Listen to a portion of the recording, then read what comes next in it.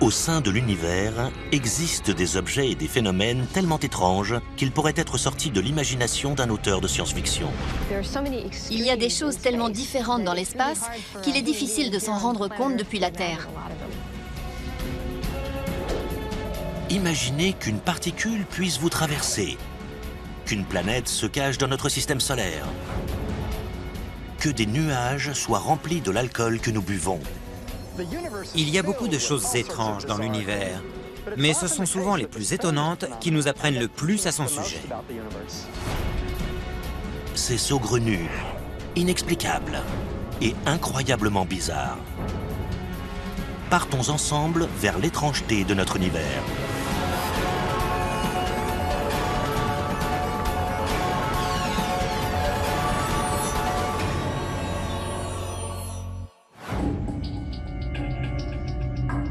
De la Voie lactée aux confins de notre galaxie à des milliards d'années-lumière, nous sommes entourés de choses étranges.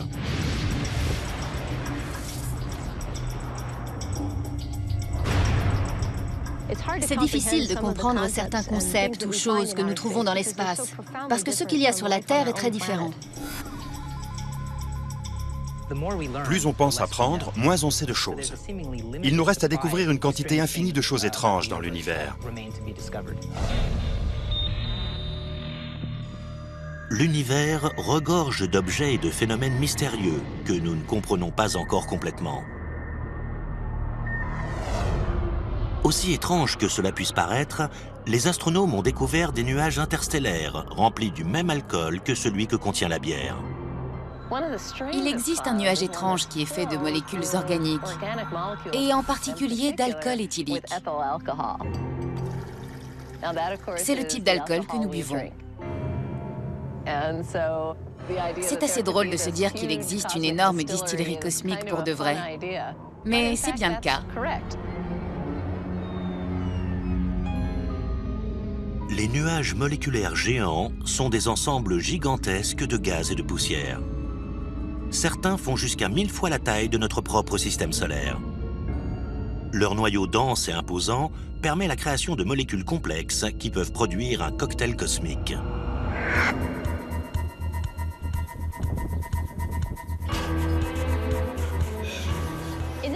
Dans cette microbrasserie, on utilise de l'orge, de l'eau et de la levure pour faire de l'alcool.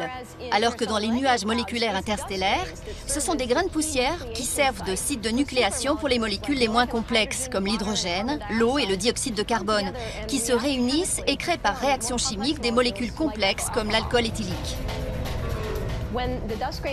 Lorsque ces grains de poussière se rapprochent du centre du nuage moléculaire et de son noyau, ils peuvent être assez chauffés pour que s'évaporent certaines molécules complexes, ce qui dégage de l'alcool éthylique dans l'espace.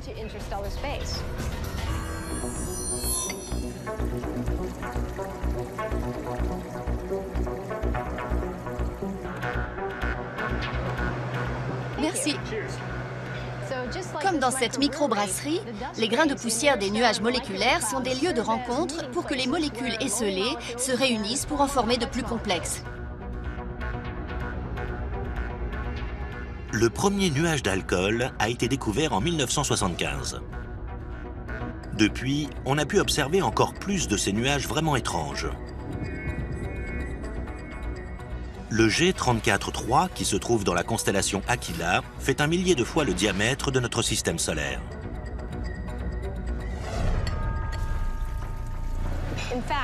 Un de ces nuages contient assez d'alcool éthylique pour fournir 300 000 pintes de bière par jour et par personne pour le prochain milliard d'années. L'inconvénient, c'est que ça risquerait de nous provoquer une sacrée migraine, parce que l'alcool est mélangé à du cyanure d'hydrogène, du monoxyde de carbone, du dioxyde de carbone, de l'ammoniac et d'autres composants chimiques pas très bons. Ils ont l'air de nuages innocents qui dérivent simplement dans l'espace. Mais aussi étonnant que ça puisse paraître, ils finissent par former de nombreux systèmes stellaires, des planètes, et peut-être même une forme de vie. Sur les bordures extérieures du nuage, ces grains de poussière gelés et leurs molécules complexes restent intacts. Aujourd'hui, nous les appelons comètes. On pense qu'elle pourrait être responsable de l'apparition de certaines de ces molécules complexes au sein de notre système solaire.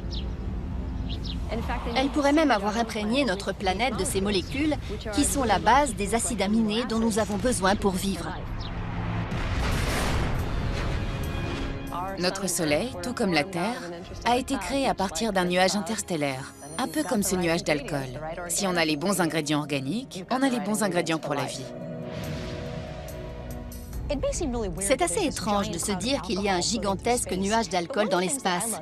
Mais ce que j'aime, c'est qu'il y ait ces simples molécules organiques. Et l'alcool en fait partie, un peu partout dans la galaxie et l'univers. Elles sont partout.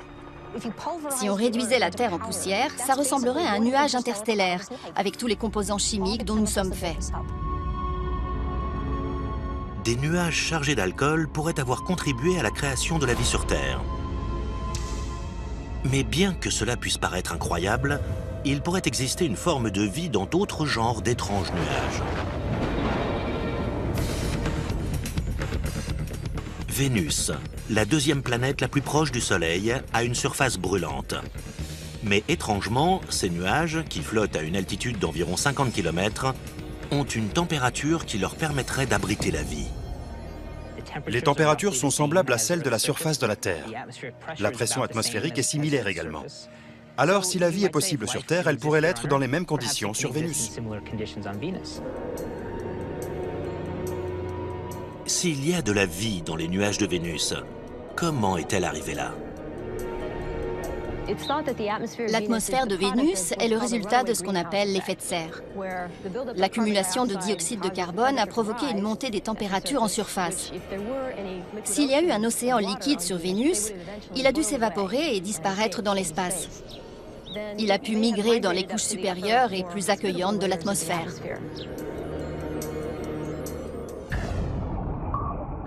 La vie, telle que nous la connaissons, nécessite de l'eau. Les nuages de Vénus en contiennent sous forme d'acide sulfurique concentré. Sur Terre, les scientifiques ont découvert un organisme extrémophile qui se développe dans des liquides acides similaires, comme les sources d'eau chaude du parc national de Yellowstone. Certaines personnes estiment que des organismes peuvent survivre dans les nuages de Vénus. Ils pourraient même avoir développé un moyen d'utiliser la lumière ultraviolette, tout comme les plantes utilisent la lumière pour la photosynthèse. Il se passe beaucoup de choses du point de vue chimique dans les nuages. Il y a du soufre, de l'hydrogène et d'autres éléments nécessaires à créer et à maintenir la vie. Ils sont présents en abondance à cette altitude. Il n'est pas inconcevable qu'une forme de vie puisse être présente dans les couches nuageuses de Vénus. L'une des méthodes de vérification de cette hypothèse est l'examen des nuages terrestres. On a fait des mesures sur Terre en capturant des particules de nuages et en les analysant dans un laboratoire. Et on a démontré que de petits organismes, des bactéries, peuvent survivre dans l'atmosphère et être entraînés dans des courants d'air ascendants ou des rafales de vent. Ils peuvent peut-être survivre pendant une longue période de temps. Ce même comportement peut avoir lieu sur Vénus. S'il existe une forme de vie dans l'atmosphère vénusienne, il se peut qu'elle virevolte sur de longues périodes. La NASA pourrait un jour lancer une mission pour découvrir s'il y a de la vie dans les nuages de Vénus. Mais pour le moment, les scientifiques tentent de savoir s'il existe dans notre système solaire une planète particulière, une planète mystérieuse qu'il leur faut encore découvrir.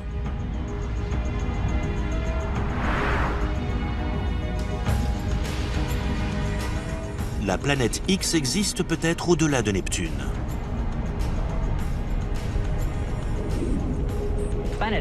La planète X est un terme générique donné à une planète inconnue quelque part dans les confins du système solaire qui reste encore à découvrir.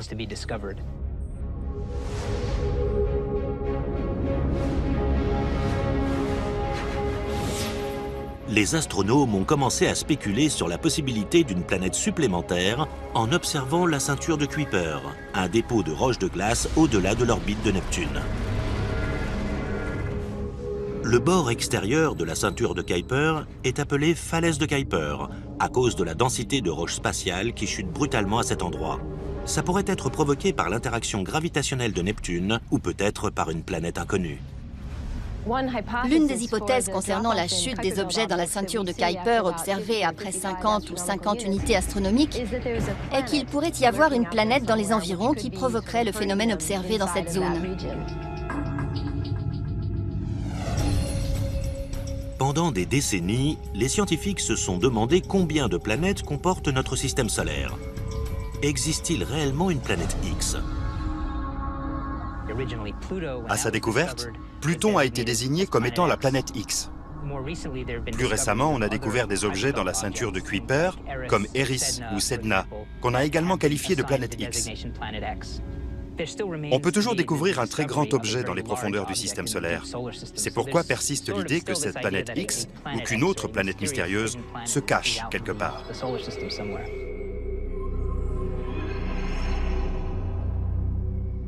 Les scientifiques pourraient rapidement résoudre le mystère de la falaise de Kuiper. S'il existe réellement une planète X, ces fins limiers de l'espace la trouveront.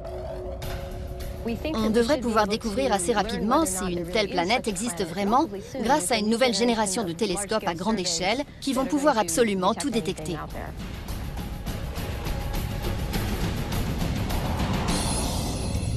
Nous ne sommes pas sûrs que la planète X existe. Mais d'autres planètes ont pu être observées dans les confins de l'espace. Et elles sont vraiment extraordinaires.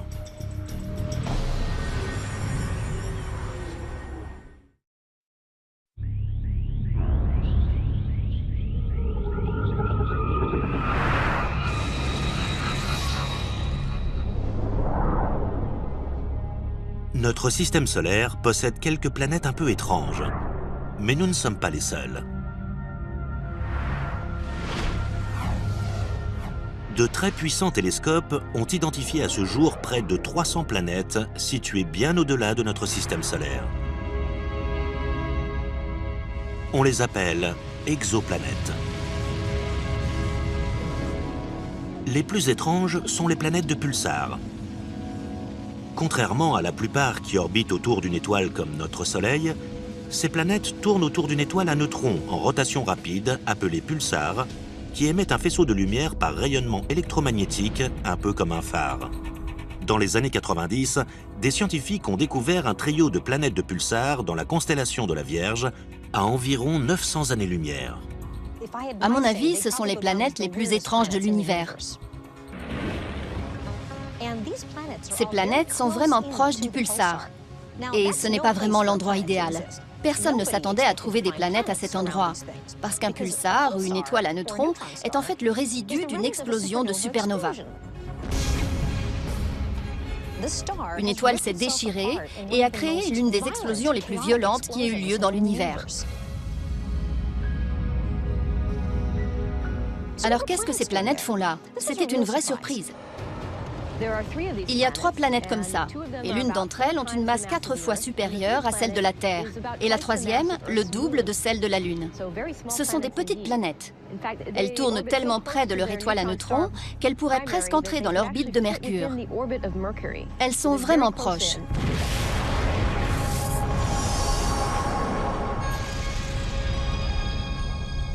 Une question persiste. Comment ces planètes ont-elles survécu à la supernova? Si la même chose arrivait à notre Soleil, les planètes du système solaire se vaporiseraient.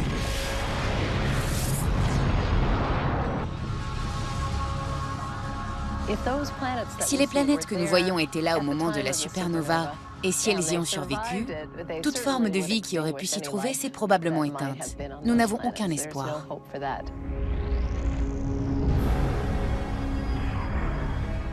La puissance, l'énergie et les radiations provoquées par la supernova auraient été fatales pour absolument tout. Si les 3 planètes n'étaient pas dans l'orbite de l'étoile au moment de son explosion, comment seraient-elles arrivées là? Peut-être que ces étranges planètes de pulsars ont été créées à partir des débris de la supernova, l'étoile qui a explosé. Peut-être qu'une partie de l'étoile ne s'est pas vraiment échappée et qu'elle contenait assez de matière pour que les 3 planètes puissent être formées. « 'Nous n'avons aucune certitude à ce sujet. elles remettent tout ce que nous pensions en question. Les planètes de pulsars nous offrent un tout nouvel aperçu sur la formation des systèmes solaires dans l'univers.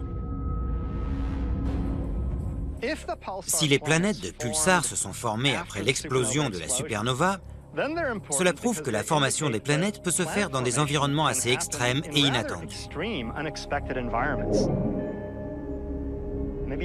On n'a peut-être pas besoin de quelque chose d'aussi ordonné que le gaz qui a formé notre système planétaire. C'est une bonne chose. Mais si elles étaient présentes avant l'explosion et sont restées liées à l'étoile, c'est très intéressant, car ça démontre que le lien entre les planètes peut survivre dans certaines circonstances. Les planètes de pulsars sont de vraies curiosités. Mais les étoiles à neutrons ou les pulsars autour desquels elles gravitent sont également très étranges.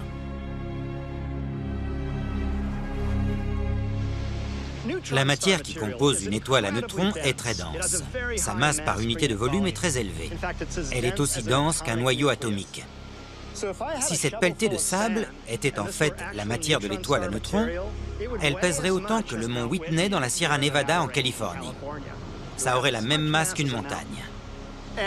Et si on remplissait un seau de cette matière, il pèserait autant que le mont Everest, le plus haut sommet sur Terre.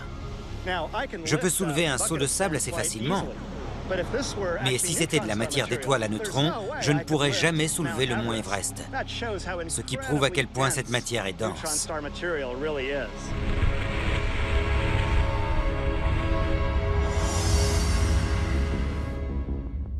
Il existe deux types d'étoiles à neutrons. Les pulsars, qui tournent rapidement et émettent un signal périodique, et les magnétars, qui tournent plus lentement et émettent de l'énergie magnétique. Les magnétars, qui sont plus rares que les pulsars, ont les champs magnétiques les plus puissants qu'on connaisse. Il n'y a aucun endroit sur Terre où l'on trouve de champs magnétiques aussi puissants que ceux qu'on trouve sur les magnétars. On peut tout de même établir un parallèle avec cette bobine Tesla.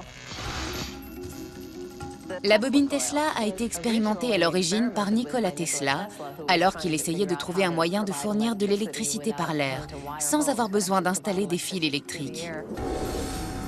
Il y a une grande différence de voltage d'environ 1 demi-million de volts entre le cylindre du milieu et la cage qui l'entoure.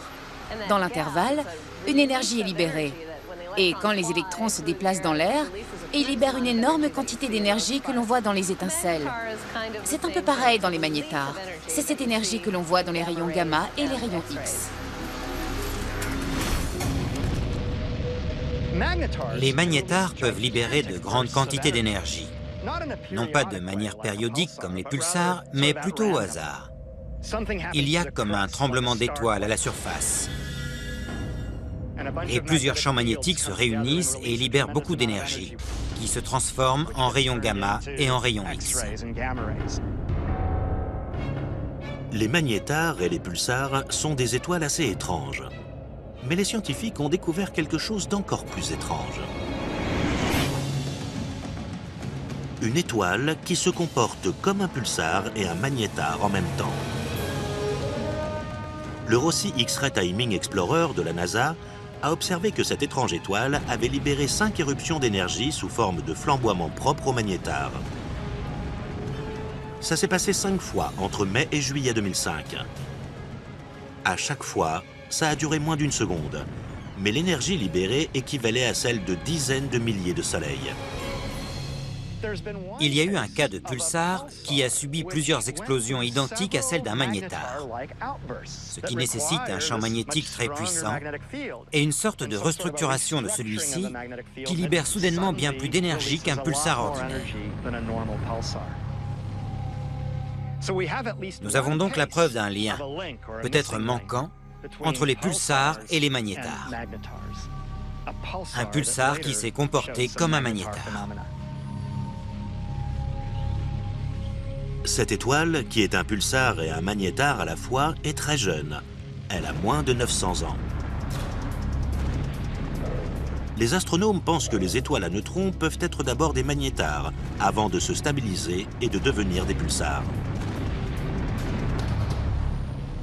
Il est possible que beaucoup d'étoiles à neutrons, qui sont par la suite devenues des pulsars normaux, subissent des explosions similaires à celles des magnétars lorsqu'elles sont très jeunes et qu'elles n'ont que quelques centaines ou un millier d'années. C'est peut-être l'explication. Nous voyons celle-ci alors qu'elle est plus jeune que les autres pulsars que nous observons.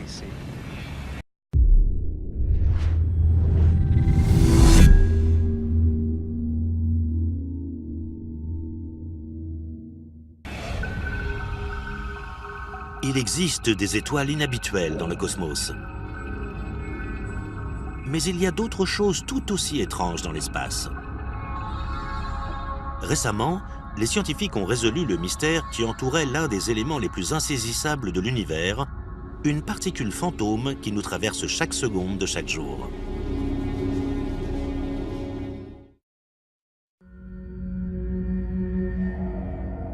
L'univers regorge d'un nombre infini de planètes et d'étoiles anormales. En parallèle, il existe tout autant de choses étranges et plus petites dans l'espace. Les êtres humains, tout comme l'univers, sont faits de matière normale, qui consiste essentiellement en 4 particules fondamentales. L'une d'elles est une particule fantôme appelée neutrino. Pour moi, les neutrinos font partie des éléments de matière normale les plus étranges de l'univers. En ce moment même, il y a 50 trillions de neutrinos provenant du Soleil qui traversent mon corps. Et il y a d'autres neutrinos provenant d'autres étoiles qui traversent la Terre en toutes directions. Ces choses me pénètrent par trillions chaque seconde. Mais nous n'en avons même pas conscience. Elles n'interagissent pas vraiment avec nous. Il existe une petite particule étrange du nom de neutrino, ce qui veut dire le petit neutre en italien. Sa masse est très faible. C'est une infime quantité de presque rien. Mais il contient de l'énergie et il traverse l'espace presque à la vitesse de la lumière.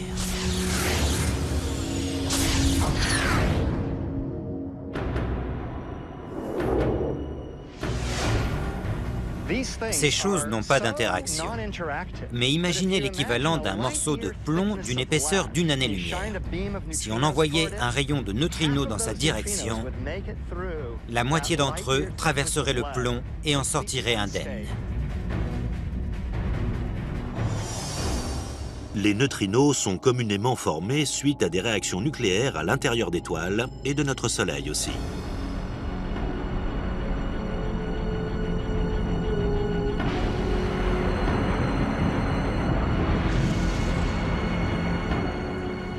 Environ 60 milliards de neutrinos solaires nous traversent à chaque seconde.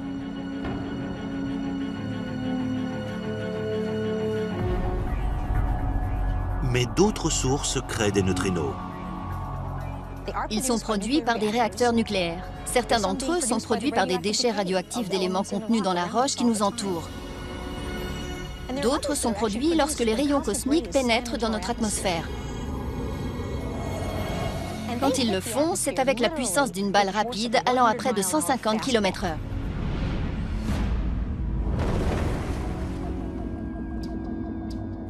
Un grand nombre de neutrinos ont été libérés dans l'univers immédiatement après le Big Bang, tout comme d'autres particules ainsi que de la lumière. Les humains sont les descendants de ce mélange.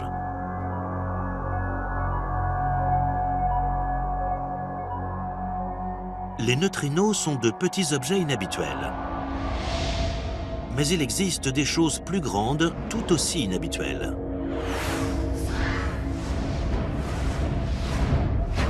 Les astéroïdes sont des restes rocheux de la formation du système solaire. Ces rochers de l'espace sont à la base en orbite dans la ceinture d'astéroïdes entre Jupiter et Mars. Parmi le milliard d'astéroïdes présents dans la ceinture, l'un d'eux est vraiment excentrique. L'un des astéroïdes les plus étranges s'appelle Toutatis. Et je suppose que s'il attire notre attention, c'est parce qu'il n'est pas tout à fait rond. Il a une forme un peu originale. On dirait un peu une quille de bowling allongée, comme deux bosses reliées par une partie plus étroite. Certains pensent même qu'il s'agit de deux morceaux différents, à peine reliés entre eux. Sa période de rotation est assez étrange. On dirait qu'il tombe, un peu comme un ballon qu'on aurait mal lancé. Il ne tourne pas autour de l'un de ses axes primaires. On dirait qu'il dérive dans l'espace, qu'il tourne en suivant 3 axes.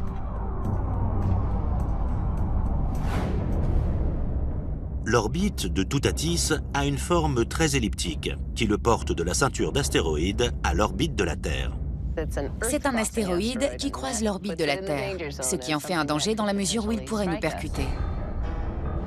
En septembre 2004, Toutatis s'est rapproché dangereusement. L'astéroïde est entré dans un rayon d'1,5 million de kilomètres, soit 4 fois la distance qui nous sépare de la Lune.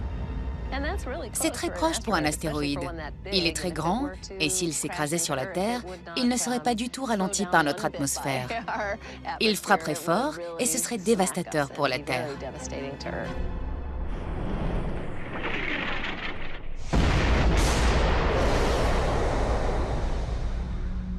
Il ne repassera pas si près avant le 26e siècle, donc dans plusieurs centaines d'années. On est hors de danger en ce qui concerne Toutatis, mais il faut quand même garder un œil dessus.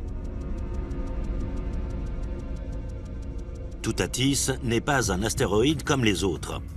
Mais il y a des corps célestes bien plus grands et plus étranges qui errent dans l'univers. Une lune, également appelée satellite, est un corps céleste qui tourne autour d'une planète ou d'un objet plus petit, comme une planète naine ou un astéroïde. Il existe environ 240 lunes rien que dans notre système solaire. Pourtant, notre Lune est le seul satellite du système solaire qui éclipse totalement le Soleil.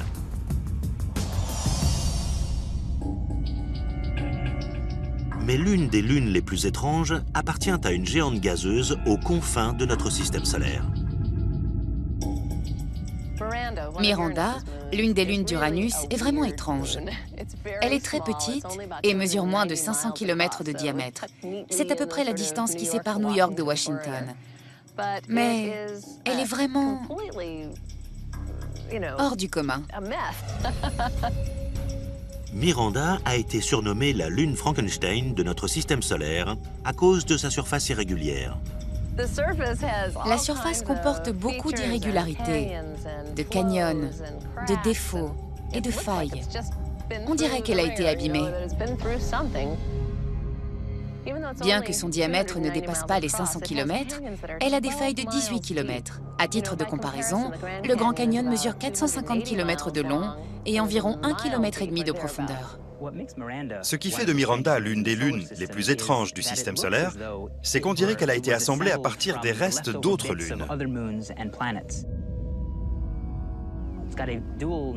Sa surface a 2 aspects. Certaines régions sont très plates et d'autres sont au contraire très dynamiques. Miranda étonne les astronomes parce qu'ils ignorent comment elle a été formée. Une théorie suggère qu'il y a des milliards d'années, la petite Lune pourrait avoir subi un impact cosmique tellement puissant qu'elle aurait été pulvérisée en plusieurs morceaux rocheux et gelés. Ces morceaux se seraient ensuite rassemblés en mélangeant formes et couleurs.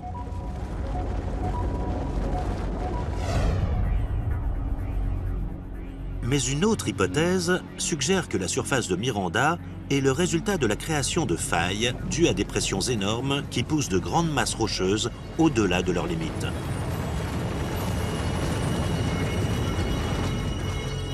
Ça ressemble beaucoup à ce qui s'est passé sur Terre.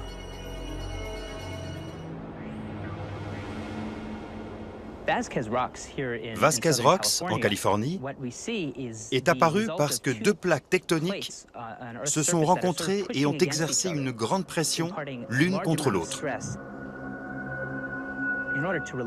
Afin de soulager cette pression, on crée des plis à la surface, d'où ces grandes irrégularités que l'on observe partout.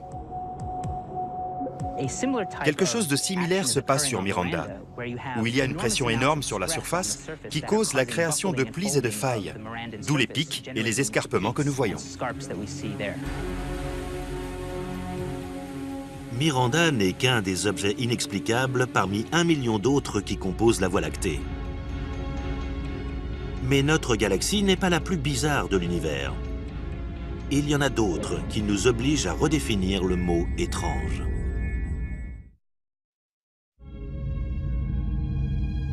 Les galaxies, ce sont des quartiers célestes constitués de planètes, d'étoiles, de gaz et de poussière. Il en existe au moins 100 milliards dans l'univers qu'il nous est possible d'observer. Beaucoup d'astronomes estiment que les plus étranges sont les galaxies lumineuses en infrarouge. Quand on les observe sous lumière infrarouge, elles sont 100 fois plus brillantes que les autres galaxies. Elles font partie des plus lumineuses de l'univers.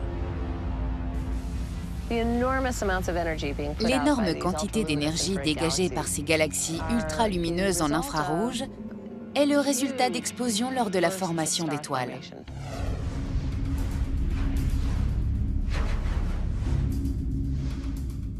Dans notre galaxie, une étoile de la taille du Soleil naît chaque année. Mais dans ces galaxies lumineuses en infrarouge, une centaine de nouvelles étoiles se forment chaque année. Les étoiles sont formées à partir de gaz interstellaires et sont entourées de poussière. On ne peut pas vraiment voir ce processus de formation, mais toute cette énergie réchauffe la poussière, qui à son tour brille sous la lumière infrarouge. On voit toute l'énergie de toutes ces générations d'étoiles être absorbée et rayonner de nouveau en infrarouge à travers la poussière de ces galaxies. C'est comme s'il y avait un voile autour de ces galaxies, et ce voile brille lui aussi très fort.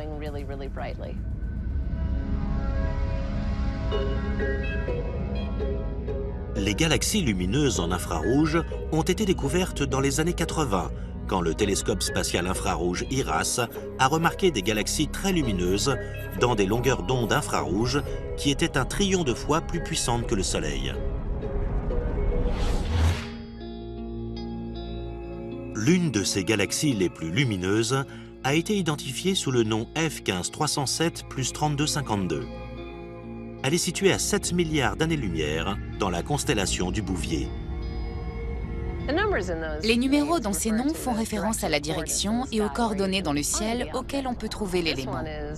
Celui-ci est très lumineux à une certaine distance. Et c'est une découverte très intéressante car il y a tant d'étoiles en formation et nous voulons comprendre pourquoi. Comment est-ce que ça s'est produit? Qu'est-ce qui a déclenché cette grande quantité de formation d'étoiles que nous observons?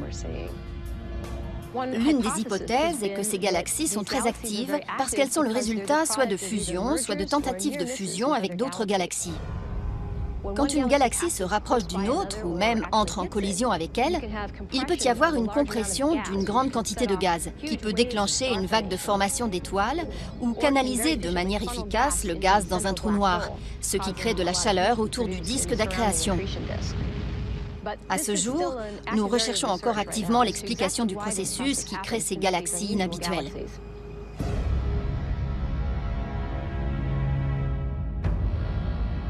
Des trous noirs supermassifs ont été détectés au centre de galaxies ultralumineuses en infrarouge.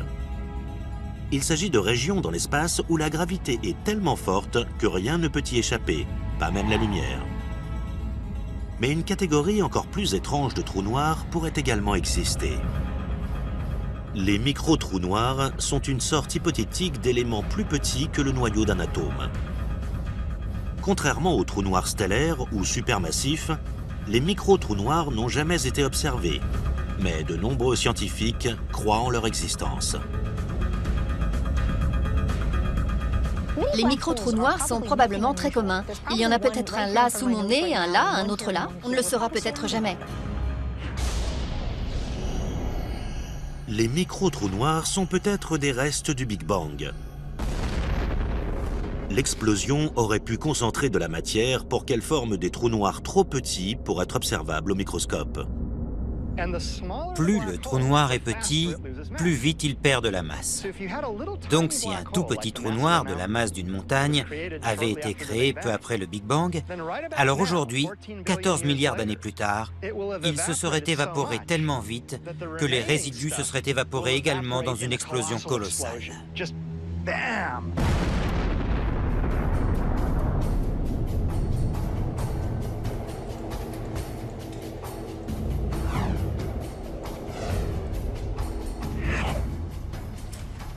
Les scientifiques pourraient démontrer l'existence de micro-trous noirs en les créant de manière temporaire sur Terre. En Suisse, ils ont construit le Grand Collisionneur de Hadron. C'est un accélérateur de particules qui devrait être capable de faire entrer en collision des particules subatomiques pour reproduire les énergies qui existaient moins d'une seconde après le Big Bang. Le Grand Collisionneur de Hadron va pouvoir entraîner à toute vitesse les particules les unes vers les autres. Et pendant un instant, il y aura beaucoup de masse dans un espace très limité. Et on pourrait parvenir à créer des micro-trous noirs. C'est une idée fantastique. Nous sommes sur le point de créer des micro-trous noirs artificiels dans un laboratoire. Si le Grand Collisionneur de Hadron produit réellement des micro-trous noirs, ce sera très important, car cela démontrera qu'ils existent vraiment, ou qu'ils peuvent exister, et qu'ils ne sont pas juste une invention de notre imagination théorique. Les micro-trous noirs que le Grand Collisionneur de Hadron pourrait produire n'existeraient qu'un instant avant de disparaître. Si ça fonctionne, l'expérience pourrait également révéler certains secrets au sujet d'un autre phénomène curieux dans l'univers. Une matière qui est complètement invisible. Pour trouver cette matière fantôme, les scientifiques n'ont pas eu à chercher plus loin que dans notre propre quartier galactique, la Voie lactée.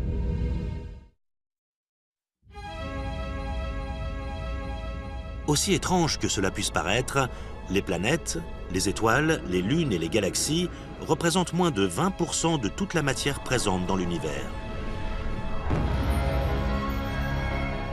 Le reste est composé de matière noire, une forme de matière que nous ne voyons pas, mais qui est présente partout.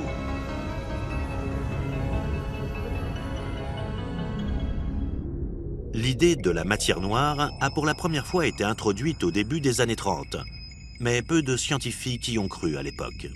Au cours des 20 dernières années, les preuves de l'existence de ce phénomène invisible se sont multipliées. Quand on a commencé à dessiner la carte de la Voie lactée, on a remarqué que les étoiles au bord de la galaxie se déplaçaient si rapidement qu'elles auraient dû en sortir. Mais ce n'est pas le cas. Elles sont retenues par quelque chose d'invisible, quelque chose qui ajoute de la force d'attraction à la galaxie, de la gravité. Mais nous ne savions pas ce que ça pouvait être.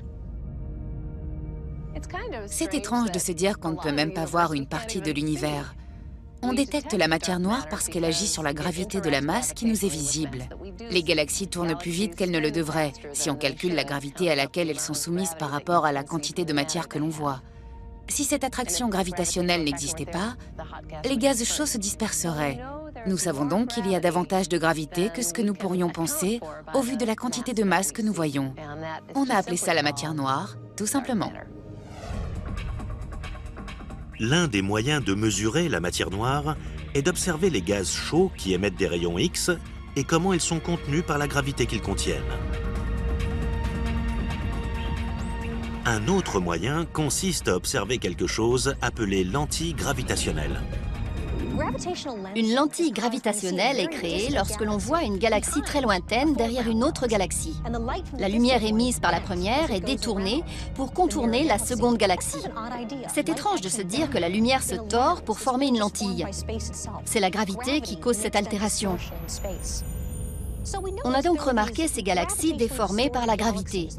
Pour qu'une telle altération puisse être possible, la masse, à leur centre, aurait dû être 10 fois plus élevée que la masse de ce que nous pouvions voir. On avait donc face à nous un ensemble de matière noire.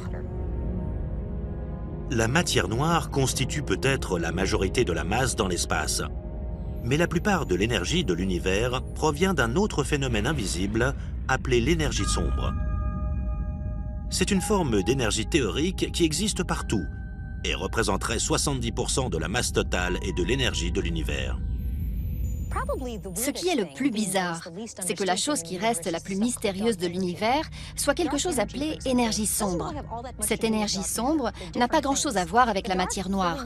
Ce sont deux choses différentes.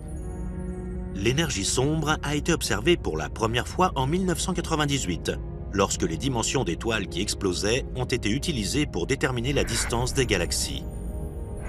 On a pu démontrer qu'elles étaient bien plus lointaines que ce qu'on imaginait dans un univers qui ralentit avec le temps. Les astronomes ont ainsi conclu que l'univers s'étend de plus en plus rapidement. Ça peut être dû à l'énergie sombre. L'univers est rempli de cette énergie sombre répulsive. C'est quelque chose d'étrange qui cause l'accélération de l'expansion de l'univers au fil du temps. Ça va se passer comme ça, de plus en plus rapidement. Et c'était très étrange au moment où on l'a découvert. Ce n'est pas quelque chose qu'on avait anticipé. On dirait bien qu'une plus grande partie de l'univers est constituée d'énergie sombre. C'est une substance qui est sombre. Elle ne brille pas. On ne peut pas la voir. Mais elle fait s'accélérer l'expansion de l'univers. C'est quelque chose qui annule la gravité. La matière normale et l'énergie ont tendance à ralentir le rythme auquel les choses s'éloignent les unes des autres parce qu'elles s'attirent les unes les autres grâce à la gravité. Mais l'énergie sombre accélère ce rythme. Une théorie suggère que l'énergie sombre va accélérer l'expansion de l'espace à tel point que l'univers éclatera en lambeaux dans 50 milliards d'années. Si c'est le cas, alors non seulement des groupes de galaxies seront séparés les uns des autres, mais les galaxies elles-mêmes se déchireront, puisque les étoiles s'éloigneront à la vitesse de l'éclair. Alors les systèmes solaires, les systèmes planétaires seront détruits.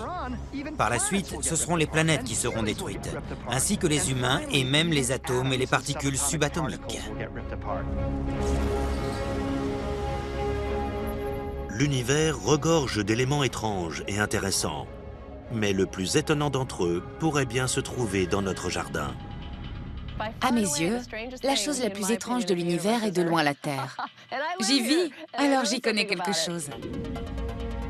C'est un endroit surprenant, une planète rocheuse située près d'une étoile et où pousse toute cette verdure qui, grâce au soleil, devient de la nourriture. C'est étrange, même si pour les autres, ça n'a rien de vraiment extraordinaire, parce que c'est chez eux. Je dirais que la chose la plus étrange dans le cosmos, ce sont les êtres humains. Nous sommes vraiment hors du commun. Et nous n'avons encore trouvé aucun être semblable dans tout l'univers. Ce qui ne veut pas dire qu'il n'en existe pas. Nous sommes assez étranges.